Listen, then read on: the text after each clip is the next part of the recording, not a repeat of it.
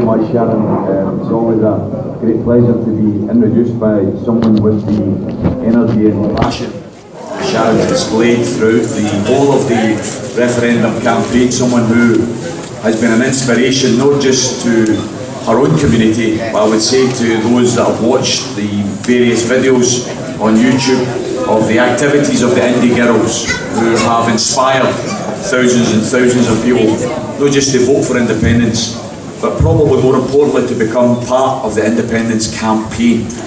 Because I think what's quite clear, brothers and sisters, events like this that are taking place, I mean, one yesterday in Edinburgh, I was in Aberdeen last night speaking, here in Dundee today, there's literally scores of events every single weekend, every single day there's something going on. The movement, you know, we may have had a wee detour, but we're still on the same path. We're on the path to independence.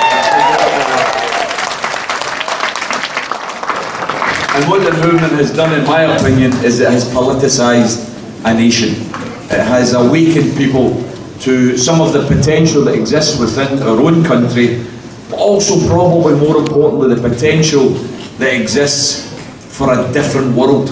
Another Scotland is possible. That's what is in our hearts, brothers and sisters. You know, before I left Aberdeen this morning, I was watching a wee bit of the politics show, and there's a new buzzword, isn't there, you know? It's this consensus. And we've all apparently to have a bit of consensus because we've got this Smith report out now. So we've all to have a consensual approach to it, and it's for the good of Scotland. We've to accept this consensus. And it got me thinking about the word consensus. It's a derivative of the word consent, and of course when you think of consent, you think of agreeing to something. And I'm going to caution you folks, I think we should be very cautious about giving our consent.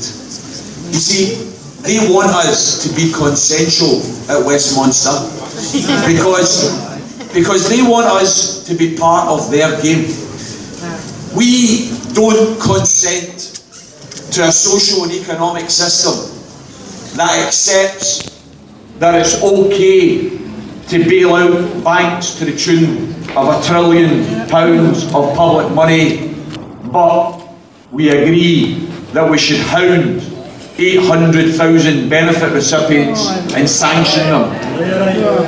We don't consent to an idea that we should scapegoat, lambast, pick on the poorest in society, so that if you're in benefit and you happen to be trying to get a couple of shifts of work to make ends meet and you get caught, you'll be hounded, you'll be in front of the sheriff, you'll get a criminal record. But if you're Gary bloody Barlow and you don't pay your taxes, you can get an OBE.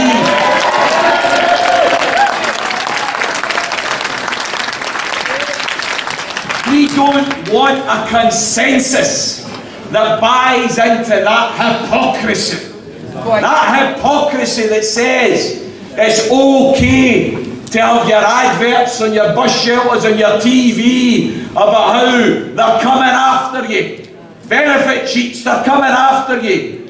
And then you look at the facts and the figures, and you look at the reality that only 0.7% of the benefit budget, 0.7% of the benefit budget is claimed fraudulently, but they've got 3,000 staff in HMRC trying to chase up so-called benefit cheats.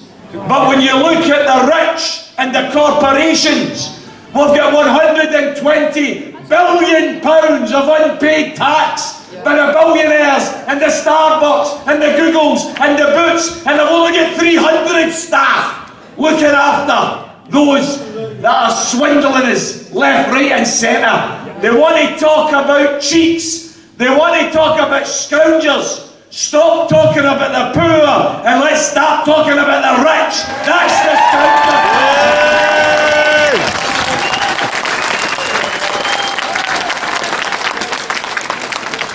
So let's reject this cosy consensus, this cosy consensus that gets us to buy in to the annual children in need, to the Live Aid and Band Aid. You know, we're supposed to have consensus that it's right to dig deep to help those that are less fortunate than ourselves, because we live in an economic time of austerity, and we have to accept this. We live in austerity, brothers and sisters. We have to pull in our belts. We have to cut services. You know, I read last week, and it'll be the same here in Dundee, because it's the same in all of the 32 local authorities across Scotland. They're all now looking at budget cuts, cutting essential services. I read the report in South Lanarkshire Council. They're talking about increasing meals and wheel services. They're talking about withdrawing disabled services. They're talking about withdrawing school patrols. They're talking about sacking nursery teachers and replacing them with nursery assistants. They're talking about increasing class sizes at primary school. And they're talking about, and you know, this isn't the biggest, but it's one that's stuck in my head. They're talking about doing away with music tuition lessons at primary schools in South Lanarkshire, some of the most deprived areas of Scotland. And it made me think, brothers and sisters, it made me think, this consensus, we've got to buy into this. We've got to accept this, because it's austerity, you know. We've got to accept the working class Waynes, whose mums and dads can't afford private music tuition lessons. They're never to get the chance to realise their potential. They're never to get the chance to work out whether or not they can play the fiddle or the guitar or the flute. They can never get to realise that part of their wee lives, because they were born into a family that was too poor. Brothers and sisters, at the same time, we've got a bunch of parliamentarians down in Westminster who have met and decided that the initial estimate of the cost to renew Trident nuclear submarine weapons has went from 100 billion to 130 billion pounds. But we're in times of austerity, you see. You see, we're in times of austerity. We can't afford to give Waynes music tuition lessons, but we can afford a new generation of bloody nuclear weapons. That's not a consensus. That's not a consensus, brothers and sisters. That's not a consensus that we should buy into in any way, shape or form. And that's why when they say to us that we should accept the result of the referendum, that we should move on and we should have a consensual approach to the Smith report, I say get on your bike. Get on your bike. Sure, we have to accept, brothers and sisters, that there was an almighty movement by the British establishment, who tried to bully, who tried to intimidate, who duped, who lied, who tried to tell people working in shipyards, oh, you vote for independence, you're going to lose your job. Working in banks, you vote for independence, you're going to lose your jobs. Working in the service industries, people coming to me with letters from employers saying, oh, independence won't be good for the future of this company. They were whipped into a frenzy by the British establishment, who were determined to hold on to that blood-soaked empire. Brothers and sisters, we may have lost that vote on 18th of September, but you know what? We win every single argument. And I think what we've got to be proud of is when you look at the level of the bullying and the intimidation and the lies, what we've got to be proud of is 1.6 million people said, no, we're not going to be bullied any longer. We're not going to be on our knees any longer. We are voting for freedom. We are voting for freedom.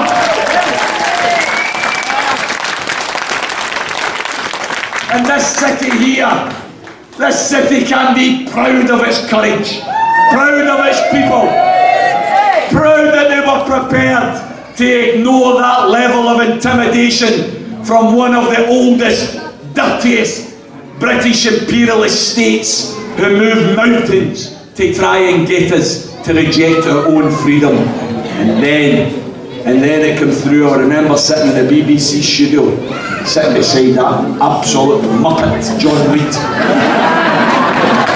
Warmonger John Reid. Sitting beside this guy, and by the way, I apologise here. I apologise if this isn't the same football team as other people. I'm a Celtic supporter. I've got to say, I was ashamed that that man was the chairman of Celtic Football Club. Absolutely ashamed. Ashamed. And I'm sitting there, his big smug face, and a wee tweet comes up. Joanne Lamont has just tweeted, she is happy about the victory they have achieved. And I said to Glenn Campbell, I said, do you know what they've got to do? They've got to go and examine their history books. Because what this is a pyrrhic victory. And they ought to go and look it up. You see, the word pyrrhic and the term pyrrhic victory comes from Greek history. Comes from a Greek general who in the course of a war was involved in a particular battle. And he was determined to win that battle. He deployed so many of his troops to win that battle that in the course of winning the battle, he ended up losing the war. Brothers and sisters, the Labour Party in Scotland is finished as a force party.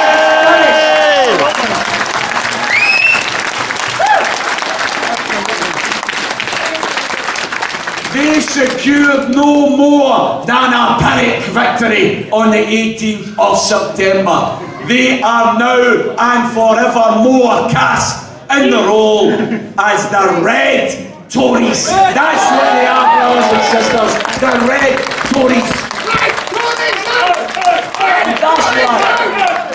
That's why I would appeal, brothers and sisters. We have an opportunity here, and it is actually beneficial that we're not having to wait that long. We only have just over 5 months. Just over 5 months to give our answer to the Smith report. And I would appeal here, and this might not be universally popular, and I think we've got to agree here, folks. We're in a movement, as I said during the independence campaign. The independence movement is controlled by no one, is run by no one. It's a massive big tent. We're all in that tent because we all want independence. That's why we're in that tent. Within the tent, there's debate and there's discussions. Not all of you will share my vision of an independent socialist Scotland. Not all of you will share my vision of public ownership, fundamental redistribution of wealth, workers having jobs that they're paid decent wages for, so they have some dignity in employment. That's my vision of an independent Scotland. In my independent Scotland, brothers and sisters, I don't just want to change the Union Jack that flies for local authority buildings across Scotland.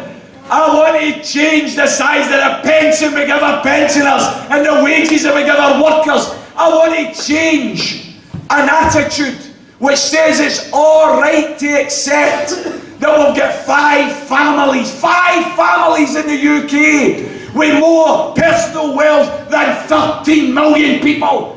That's wrong. We need a war, brothers and sisters, not on other people. We need a war on poverty and inequality. That's the war that we need. That's the war that we need.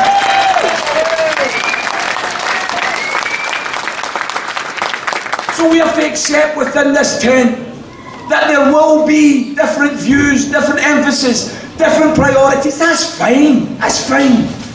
But you know what? 5 months' time, you've got 1 vote. 1 vote is all we've got. I'm going to make an appeal. Not everyone will agree with me, and that's fine. I know, as a socialist, that the SNP isn't a socialist party. I know that. You're not telling me something I don't know.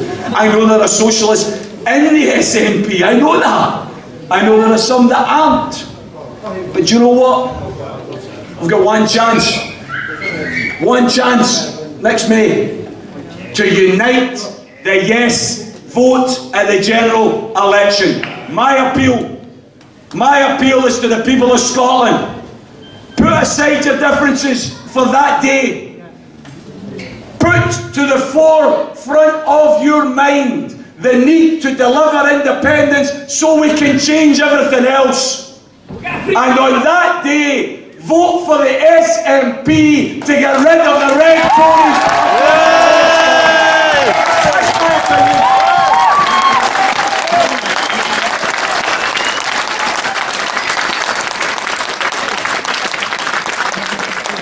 My appeal is to the other yes parties. My own party, Solidarity, the Scottish Socialist Party, the Green Party, other groups, all of them have fought for independence. My own party's fought for independence. Some in my party will say, no, we should stand. We should stand and we should put a socialist programme there. We will have a debate about that. But you know what?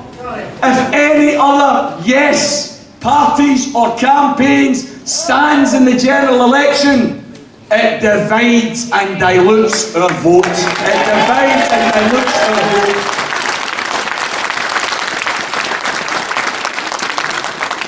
So I'm not standing here saying that those other parties haven't earned the right to stand. I'm not saying that. What I'm saying is, from a tactical point of view, from a strategic point of view, isn't it the right thing to do in the short space of time that we have, that we put aside our differences and we vote for the SNP candidate to unite and maximise the yes vote? Yes!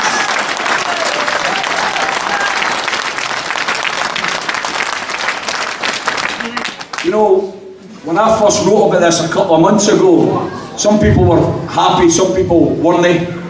But some people also scoffed at the idea, because they said, oh Tommy, don't be silly. At general elections, people vote Labour. At Scottish elections, people vote Essence.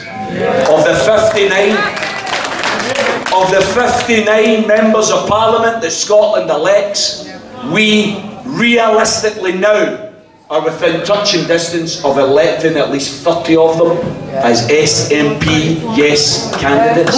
And brothers and sisters, you know what? I'm sorry if there's children here today. I'm going to swear in a minute. Mrs. Thatcher. I'm sorry. I know there are children here. I shouldn't have said that.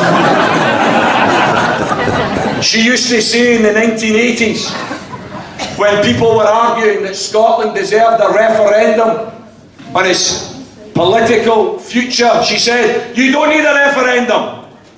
Under the UK's constitution, all you need to do is send a majority of MPs to Westminster who believe in independence.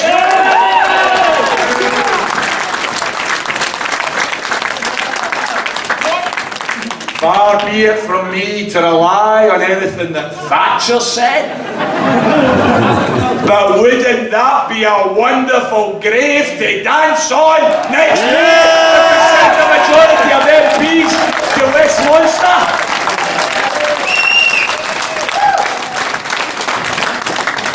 That's why my appeal to the SNP is for a wee bit of quid pro quo.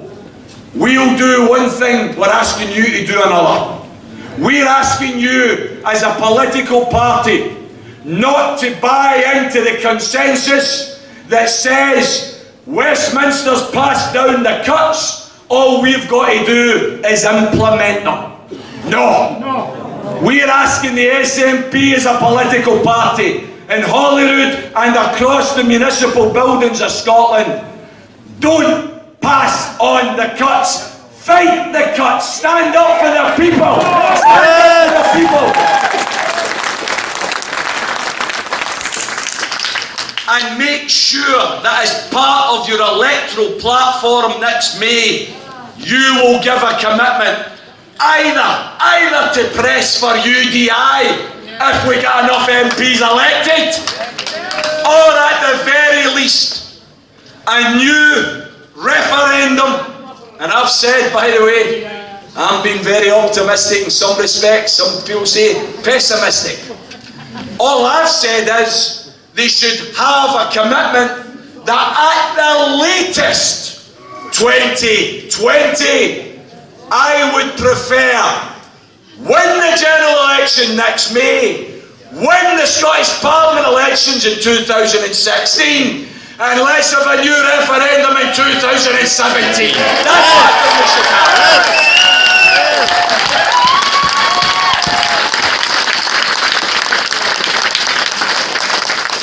Do you know what, brothers and sisters? Pre-referendum, some of what we're talking about here just wouldn't have appeared possible, wouldn't have appeared practical. Everything has changed. Your participation in the referendum, the politicisation that's taken place across the whole of Scotland has changed concretely the political landscape of Scotland. We may have lost that first vote, but the truth is we have won this argument hands down. Inevitably now, inevitably, we are going to be free. There's no doubt about that, brothers and sisters. There's no doubt about that.